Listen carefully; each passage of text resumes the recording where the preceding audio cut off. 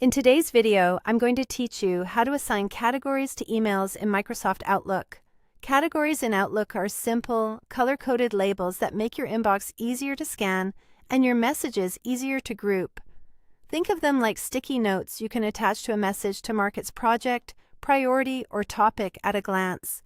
They don't move the email to a folder or change its contents. They just add a clear visual cue and a label you can sort or filter by later. Let's walk through assigning a category to a single email. Start by locating the message you want to label in your mailbox. You can do this from the message list or from the reading pane. Whichever view you're in, the process is the same. First, right-click the email. This opens a context menu with several options related to that message. If you're right-clicking in the reading pane, be sure you're clicking on the message header area so the correct menu appears. Next, hover your mouse over the option labeled Categorize. Don't click yet, just pause your pointer over it. You'll see a side menu slide out with a list of available categories. Each category shows